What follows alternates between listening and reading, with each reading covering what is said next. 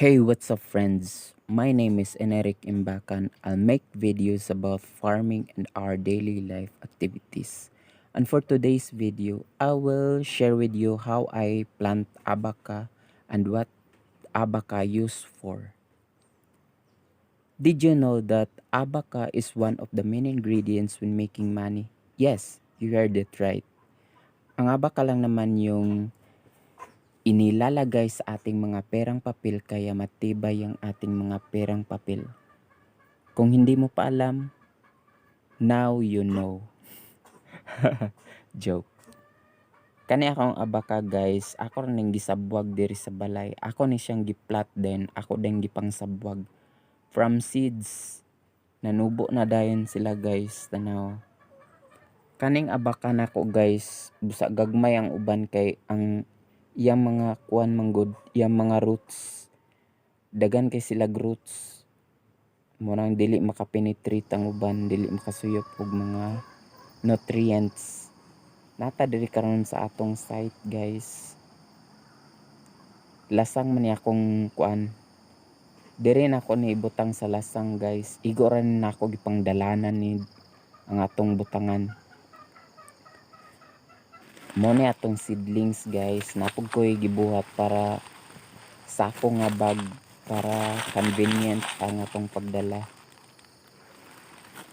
Tara guys, mo ni akong bag. Babahon ra din nato ni. Napoy kuan guys.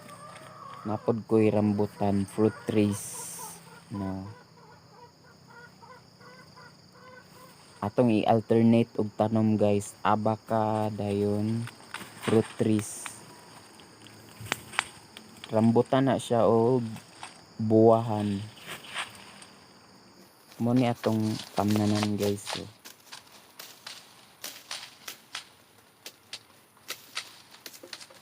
Mo na atong gibuhat nga customized bag guys.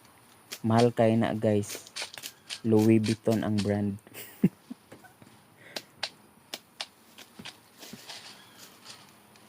Para di na ta magbalik-balik guys, magbuhat ko og bag. Giktan na ng sako guys. Para bababahon ra. Busa abaka akong napili nga itanom aning bakilid guys kay ang abaka manggod mura na silag saging guys butang ra na nimo aning kuan yuta mutubo na sila guys. Dili na sila kinahanglan pag mga abono.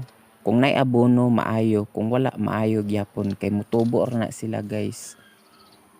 Dagan pod magamitan sa abaka, pwede sila mahimong kortina, carpet ug uban pa. And that's it for today's video guys. I hope nga namoy nasabtan, nakatunan sa atong mubo nga video. And if you like this video, just give me a thumbs up and don't forget to share para dagan tama kahibalo. Daghang salamat. Bye.